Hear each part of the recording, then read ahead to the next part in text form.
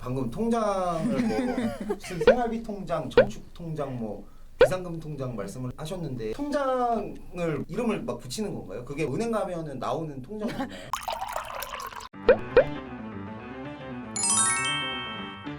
네, 안녕하세요. 알려줘 금융의 이장성입니다. 지난 시간 부부들의 경제권 문제, 그리고 용돈 문제, 생활비 문제, 신용카드 명의는 누구 명의로 해야 되는지를 다뤄봤는데요. 이번에도 굉장히 도움이 될 만한 주제를 가지고 한번 전문가분들과 대화를 나눠볼 건데요. 이 생활비에서 연지출 관리와 경조사비는 정말 빼놓을 수가 없는데요. 먼저 경조사비에 대해서 김아름, 박수연 두 전문가분들의 의견을 한번 들어보도록 하겠습니다. 안녕하세요. 안녕하세요. 제가 먼저 경조사비와 연지출에 대해서 말씀을 좀 드릴게요. 경조사비는 말 그대로 돌잔치나 결혼식, 장례식과 같은 곳에 이제 경조사에 드는 비용이고요. 그리고 연지출은 연간 쓰는 비용, 가족 행사비, 명절비, 휴가비, 의류 비용비, 자동차세, 자동차 보험, 재산세, 계절비 등이 있습니다. 그리고 매년 꾸준히 나가는 비용이 있다면은 그게 연지출이라고 보시면 됩니다. 그러니까 경조사비나 연지출이 따로 구분되어 있는 게 아니라는 말씀이신 것 같은데요. 같이 관리를 한다고 하면 어떻게 관리를 하는 게 좀 좋을까요? 일단 경조사나 연지출 같은 경우에는 매월 나가는 고정 지출이 아니기 때문에 생활비 지출 통장, 저축 투자 통장, 비상금 통장 중에서 비상금 통장에서 관리하시는 거를 좀 추천드리고 싶어요. 방금 통장을 무슨 생활비 통장, 저축 통장, 비상금 통장 말씀을 하셨는데 저는 네. 통장이 하나밖에 없어요. 근데 이 통장을 이름을 막 붙이는 건가요? 그게 은행 가면은 나오는 통장이 있나요? 네. 이게 소위 많이들 알고 계신 통장 쪼개기예요. 목적별로 통장을 구분해서 관리하는 개념이라고 생각하시면 되고요. 생활비 지출 통장은 말 그대로 지출과 관련된 것들을 이 통장에서 쓰시는 거고, 저축 투자 통장은 우리의 재무 목표에 맞게 저축이나 투자를 위해서 이제 모으는 돈들을 이 통장에서 관리한다고 보시면 됩니다. 그리고 마지막으로 이제 비상금 통장은 월 소득의 2배에서 3배 수준의 자금을 이제 만일의 상황에 대비해서 별도로 모아두는 통장이라고 보시면 돼요. 그래서 예측하지 못한 갑작스러운 지출이나 경조사나 연단위 지출을 비상금 통장에 있는 자금으로 사용하신다고 보면 됩니다. 그러니까 일단 좀 두 가지가 궁금한데 네. 이 비상금 통장에서 나가는 지출이 발생이 됐을 때 그 지출을 다시 메워놔야 되나요? 그쵸. 그거는 이제 뒤에서 또 다시 구체적으로 설명드릴 겁니다. 그러면 통장을 이렇게 다 따로 떼서 관리를 하는 게 좋다는 거잖아요. 네. 근데 그 이유가 혹시 뭘까요? 일단은 월 지출과 연 지출은 이제 좀 저희가 분리하라고 말씀을 드리는데 그 이유는 매월 지출하시는 부분은 거의 루틴한 상태로 지출이 되세요. 그런데 갑자기 친한 친구가 결혼을 해서 몇십만 원을 이제 축의금을 해야 된다 할 경우 내가 항상 쓰는 생활비에서 그 돈을 빼서 경조사비를 내게 되면 내 그 달에 한 달 생활이 좀 무너지겠죠. 그렇기 때문에 그런 거를 방지하기 위해서 월 지출 통장과 연에 쓸 통장을 분리해서 사용을 하시라고 말씀드려요. 그래서 월 지출하는 통장이 생활비 통장이나 지출 통장이다라고 생각을 해주시면 되고 연간 쓰는 통장이 이제 연지출, 이제 비상금 이렇게 생각을 해주셔도 될 것 같습니다.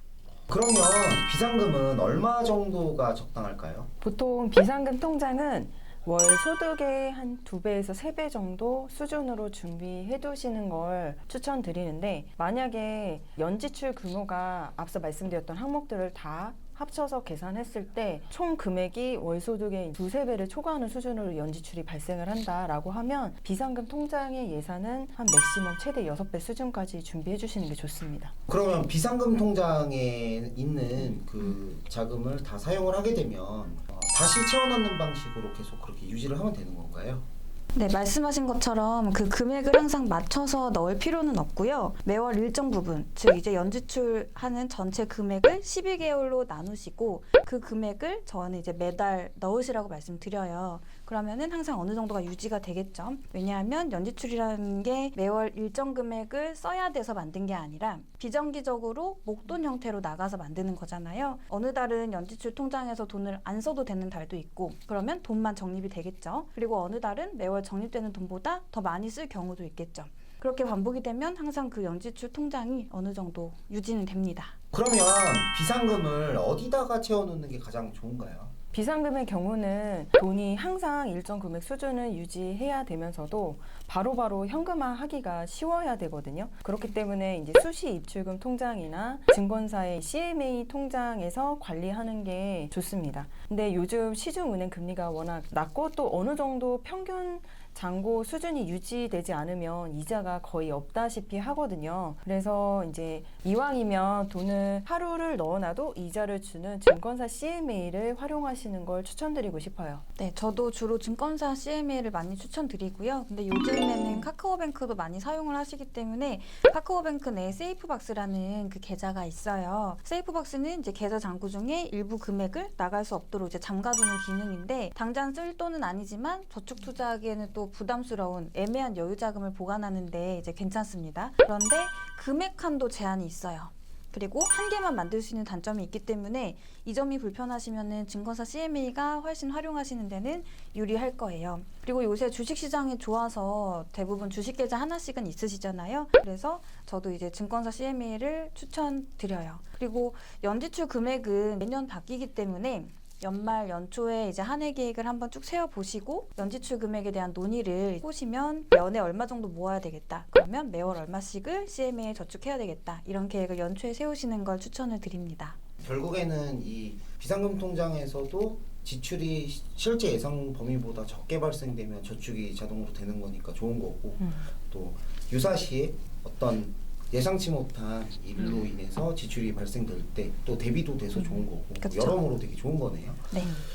그러면 우리 또 두 전문가분들이 실제로 어떻게 관리하고 있는지 한번 말씀 들어보겠습니다. 알려줘 금융. 일단 저희 부부는 월 생활비에서 별도로 이제 비상자금용으로 저축은 하고 있지 않고요. 대신에 이제 연말정산으로 환급되는 세금, 뭐 명절에 들어오는 보너스, 기타 상여금처럼 월급 외에 발생하는 소득들도 있잖아요. 그런 걸로 이제 비상자금을 관리를 하고 있고요.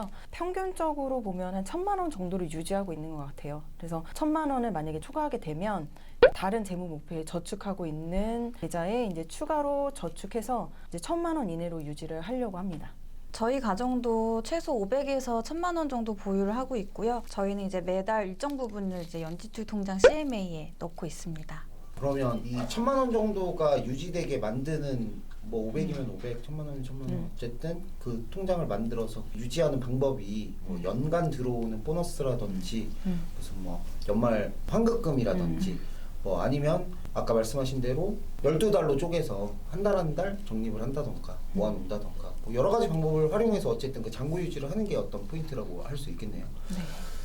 지금 저희가 이야기하고 있는 것은 부부 공동 비상자금을 얘기하고 있는 거고 전편에 말씀드렸던 개인의 자유가 보장된 용돈이랑은 조금 별개의 이야기를 하고 있는 거니까 헷갈리지 않으셨으면 좋겠습니다. 그럼 마지막으로 우리 시청자분들에게 당부하고 싶은 말씀 있으시면 한번 부탁드리겠습니다. 종종 비상자금에 너무 많은 목돈을 묶어두는 거 아니냐고 말씀하시는 경우가 실제 많이 있으시거든요. 근데 이제 예측하지 못한 지출이 발생할 경우에 가장 많이 문제가 되는 게 이제 내 재무 목표에 맞게 포트폴리오를 짜서 금융상품을 가입했던 것들이 있잖아요. 뭐 예를 들어 보험이라든지 뭐 저축, 투자 같은 것들을 깨야 되는 상황이 발생할 수도 있고요. 또 그것마저 없는 경우에는 뭐 신용 대출이라든지 또는 현금 서비스를 받는 경우도 덜어 있습니다.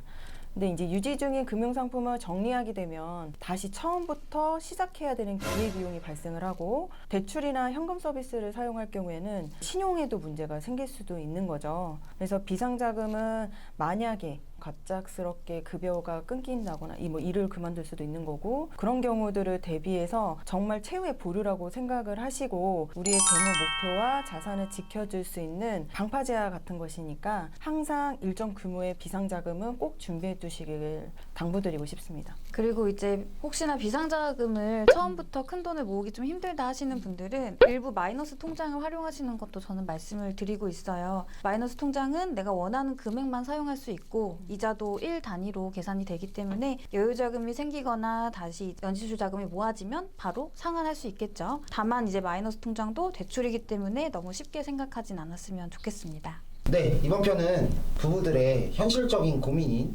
연지출 관리와 그리고 경조사비 관련해서 비상금 통장을 활용해서 어떻게 준비하면 좋을지를 한번 다뤄봤는데요.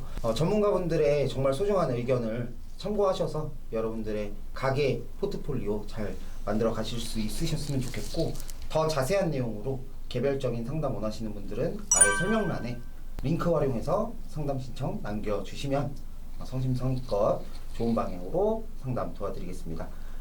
오늘 너무 고생 많으셨고요. 다음에 또 뵙겠습니다. 감사합니다. 감사합니다. 감사합니다.